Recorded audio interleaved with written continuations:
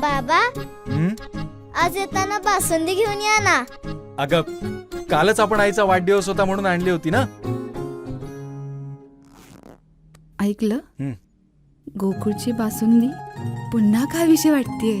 खरं सांगू, मलाही खावीशी वाटतेय. पुन्हा पुन्हा खावीशी वाटणारी गोकुळ बासुंदी. सावरकरांमुळे ही 11 कोटी आलेले परतून गेले. जर वेंगेला ते नगराध्यक्ष करू शकतो तर सावंतवाडीच्या नगराध्यक्षाने ते केलं पाहिजे होतं. आणि यासाठी मी जेव्हा नगराध्यक्ष झालो, निधी परतून जाऊ नये म्हणून मी स्वतः उपोषणाला बसलो होतो की तो निधी परत यावा. आणि माझ्यावर लोबो मॅडम पण आल्या होत्या, माझ्या विरोधात असताना सुद्धा त्या आल्या होत्या. पण बबन सावरकरांना त्या तेव्हा थांबवू शकले नाहीत. पण मी उपोषणाला बसलो. म्हणजे हे काम साळगावकरांमुळे सावंतवाडीतले 11 कोटी गेले. त्याच्यामुळे अशा व्यक्ती परत राजकारणात येऊन हेच करणार. माणसाचे कधी विचार बदलत नसतात, तेच राहतात. त्यासाठी विजन लागतं आणि ते विजन निश्चित आमच्याकडे आहे. आमची इथं 4-5 अनुभवी मंडळी आम्ही आहोत या पॅनलमध्ये. पण इथं सगळी नवीन चेहरे आहेत. आम्ही नवीन चेहऱ्यांना संधी दिलेली आहे. याच्यात तुम्हाला 2 नंबरवाला धंदेवाला कोणी नाही आहे. स्वच्छ प्रतिमेचे इथे सगळे नगरसेवक आहेत. इतरांच्या पॅनलमध्ये 2 नंबरवाले आहेत. मी असं बोलत राहतो म्हणून भाईने सांगत होतो की भाई तुम्हीच बोला. पण भाई बोलले तू बोल. तर आता ऐकलं पाहिजे, बोलतो. तलावाचा विषय मी तुम्हाला सांगितला. मी नगराध्यक्ष असताना मी पूर्ण फाईल वाचली आणि त्यासाठी आमचे अधिकारी हजर न राहिल्यामुळे भोसले घराण्याकडे त्याचा निकाल लागला की तो त्यांच्या बाजूने, आणि त्यावर नगरपालिकेने परत स्टे घेतले आणि ते अजूनही चालले. असे नगराध्यक्ष बसून परत आपल्याला तलाव हा कोणाच्या स्वमालकीचा करायचा नाही आहे. तो सावंतवाडीकरांचा राहिला पाहिजे. आणि जर राहिला पाहिजे तर नगरपालिकेवर सत्ता ही शिंदे सेनेची जायला पाहिजे. मग तो आम्ही आहोत. तो 100% तलाव हा सावंतवाडीकरांचाच राहणार. हे मी तुम्हाला ठासून सांगतो. तुम्हाला आज वाटेल संजीव राजकीय भाषण करतो. मी 2 दिवसात ते 3 दिवसात पुराव्यानिशी सादर करणार आहे. तो तलावाचं काय होईल पुढे ते तुम्ही समजतात. तेवढं राजकारण सोपं नाही आहे.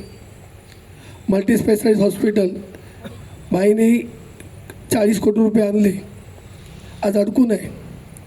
एवढंच जर विजन असेल तर देऊन टाका फुकट जागा. का नाही देत?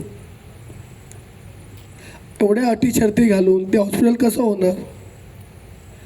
त्यामुळे काही गोष्टी आहेत, तलावाचे विषय आहेत. रस्त्याच्या बाजूला जे गरीब लोक धंदा करतात गाडे घालून, त्यांच्याकडे कडनं 2000 रुपये भाडं घेणारी माणसं सावंतवाडीचा विकास करू शकत नाही. त्याच्यामुळे मधली 4 वर्ष गॅप पडली, प्रशासन होतं. त्याच्यामुळे रस्त्याचे अनेक विषय राहिलेत. आता जर तुम्ही बघितलं तर 57 कोटीची नळपाणी योजनेचं काम चालू झालेलं आहे. अग्निशामक केंद्र पूर्ण झालं आहे. मार्केट जे 15 कोटीचं आहे ते पण पूर्णत्वास निघाले. मटण मार्केट पूर्ण झालं आहे. नवीन कारंजा तलावात बसवलं आहे. योगा सेंटर जे 2.5 कोटी रुपये आलेले आहेत. अशी अनेक विकास कामं भाईने आणलीत. त्याच्यामुळे भाईच विकास करू शकतात. आणि पुढची 4 वर्ष आमदार हे भाईच आहेत. आमदाराशिवाय कुठचा विकास होऊ शकत नाही. आणि सगळे जे येत आहेत ना, मी कुठनं येतात ते सांगत नाहीत. ते फक्त 1 तारीखपर्यंत येणार. 3 तारीखनंतर हे कोणाचंही दर्शन होणार नाही. मग आपल्या देवळातल्याच विठोबाला नमस्कार करायचा असतो, असं मला तुम्हाला सांगायचं आहे. त्याच्यामुळे भाईने कधी एवढा नम्रपणा आहे म्हणून सावंतवाडीत काही गोष्टी अजून टिकून आहेत. पण या जर वृत्तीचे लोक इथं आलेत तर जी सावंतवाडीची शांतता आहे ती निश्चितपणे बिघडून जाईल. त्याच्यामुळे आता आम्ही बाईंबरोबर आहे. बाईने मला भरपूर शिकवलं कसं बोलायचं, काय करायचं. एका वर्षात बाईंकडून मी बऱ्याच गोष्टी शिकलो, स्वतःवर आवर घेतला. असा चांगला माणूस माझ्या मी आयुष्यात कधी बघितला नाही. कधी कोणाचा वाईट न विचार करणारा माणूस म्हणजे दीपक भाई. इलेक्शन नंतर पर्यंत भाई काहीतरी बोलतील, पण जेव्हा इलेक्शन संपून जाईल ते भाईनं सगळे सारखे असतात. आमच्यापेक्षा कामं हे विरोधी पक्षातील कार्यकर्त्यांची भाई करतात, त्यांचं मन दुखवू नये म्हणून. अशा व्यक्ती आपल्याला लाभला आहे. आणि आज अस्तित्वाची लढाई ते म्हणतायत की भाईंच्या अस्तित्वाची. मला वाटत नाही. मी तुम्हाला आज सांगतो, सगळे तुम्ही जण इथं आहात, व्यापारी आहेत, डॉक्टर आहेत, इंजिनियर आहेत. 21-0 केल्याशिवाय आम्ही राहणार नाही. काही होऊ दे, 21-0च होणार.